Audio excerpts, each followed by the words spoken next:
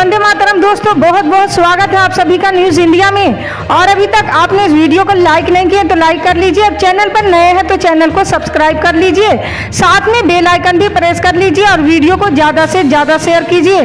तो चलिए दोस्तों, आप सभी को बता दें, उत्तर प्रदेश में महंगाई आसमान छू रही है। महंगाई के बोझ से आम आदमी का घर परिवार चलाना मुश्किल हो गया। लोगों को महंगाई से राहत मिलती नहीं दिख रही है। बिजली, पानी, पेट्रोल, डीजल, रसोई गैस से लेकर किचन की हर जरूरी सामग्री पर महंगाई की आग लगी हुई है।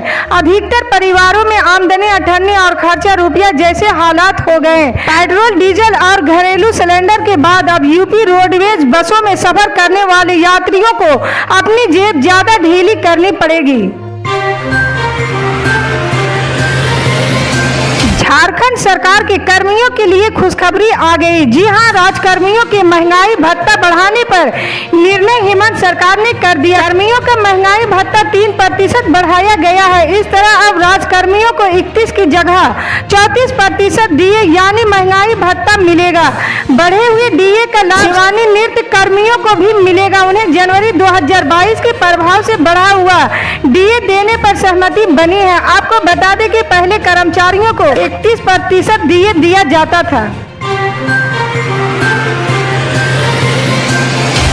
झारखंड में बिजली के 12,000 उपभोक्ता ऐसे हैं जिन्हें इस बार सब्सिडी का लाभ नहीं मिला। राज्य सरकार ने 400 यूनिट से अधिक बिजली खपत करने वाले लोगों की सब्सिडी बंद कर दी है। अप्रैल में जिन लोगों ने 400 यूनिट से अधिक बिजली की खपत की है उन्हें अब 6.25 रुपये प्रति यूनिट की दर से बिजली बिल दिया जा रहा है। वहीं जिन उपभोक्ता ने 399 यूनिट तक बिजली का इस्तेमाल किया है उन्हें 4.20 रुपये प्रति यूनिट की दर से बिल भेजा जा रहा है।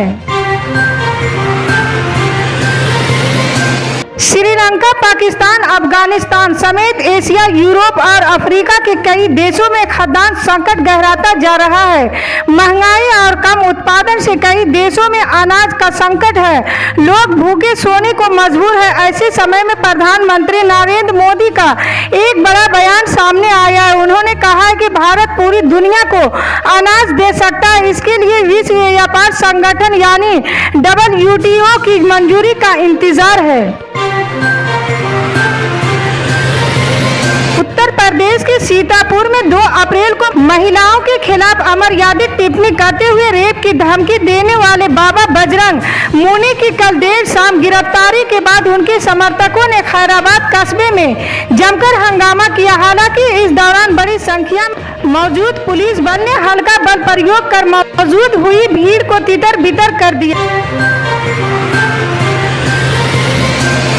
रीवा से भारतीय जनता पार्टी सांसद की एक बार फिर जुबान चली और उन्होंने बता दिया कि राजनीतिक चमकाने के वो कलेक्टर को थप्पड़ मारते थे। सांसद जनार्दन मिश्रा यहीं नहीं रुके, उन्होंने अपने ही समाज के ब्राह्मणों पर टिप्पणी करते हुए अज्ञानी बता दिया। सांसद की इस बड़े बोल बयान पर प्रशासनिक अधिकारी और ब्राह्मण समाज गुस्से में है। रीवा संसदीय सीट से बीजेपी सांसद जनार्दन मिश्रा ने कहा कि कर्मकांड और शादी ब्याह कराने वाले पंडित पुजारी को ज्ञान नहीं है। उन्होंने मंत्री और शब्दों का उच्चारण नहीं आता है, वो शादी ठीक तरह से नहीं करा पा रहे। कर्मकांड और शादी विवाह कराने वाले ब्राह्मणों को प्रशिक्षण की जरूरत है। महाराष्ट्र में लाउड स्पीकर के जरिए हनुमान चालीसा पाठ जैसा मामला अब धर्म की नगरी काशी में भी आ पहुंचा है। वाराणसी श्री काशी विश्वनाथ ज्ञान वापी मुक्त आंदोलन की ओर से लाउड स्पीकर लगाए गए, जहां पर अजान के समय तेज आवाज में हनुमान चालीसा का पाठ किया जाता है। ये लाउड स्पीकर घरों की छतों पर लगाए गए हैं। वाराणसी के साकेत नगर इलाके में आंदोलन के अध्यक्ष सुधीर सिंह ने अपने घर से इसकी शुरुआत कर दी। उन्होंने बताया कि अजान के हर वक्त इसी तरह से लाउड स्पीकर के जरिए हनुमान चालीसा को बजाया जाएगा।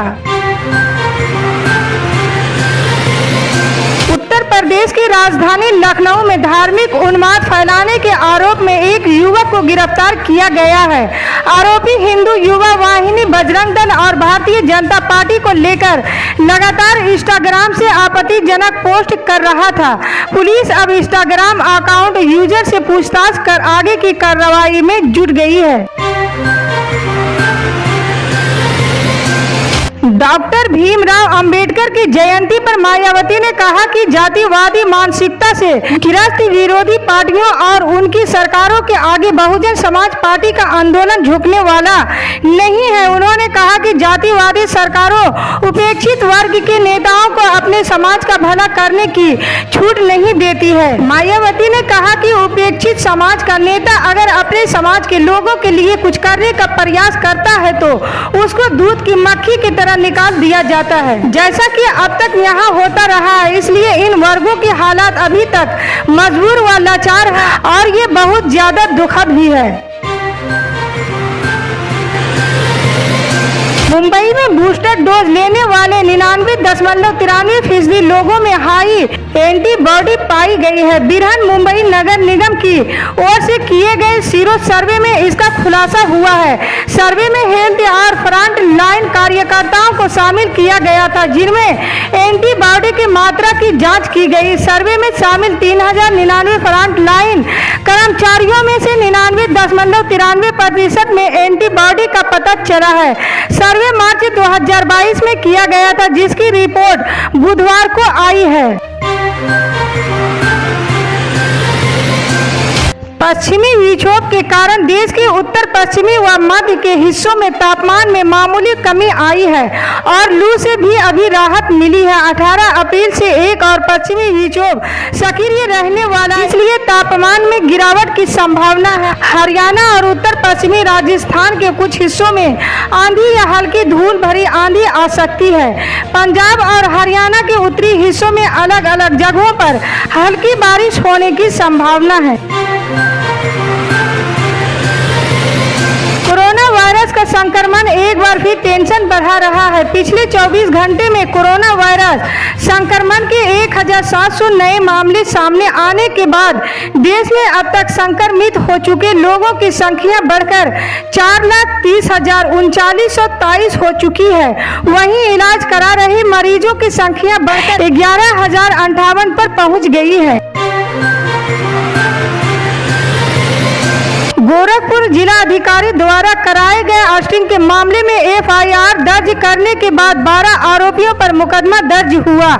अधिकारी और कर्मचारी के साथ कुल 12 आरोपी पर मुकदमा दर्ज हुआ है, जिसमें 3 आरोपियों की गिरफ्तारी हो चुकी है। आज सीओ कैंट के नेतृत्व में फॉरेंसिक टीम के साथ भारी पुलिस फोर्स रजिस्ट्री कार्यालय पहुंची, जहां लगभग 1.5 घंटे छापे की कार्रवाई और पूछताछ के दौरान दस्तावेज खंगाले गए। इस दौरान किसी भी व्यक्ति और मीडिया को भी अंदर नहीं जाने दिया गया। पूरी कार्रवाई के बाद रजिस्ट्री कराने आए लोगों को अंदर जाने दिया गया है।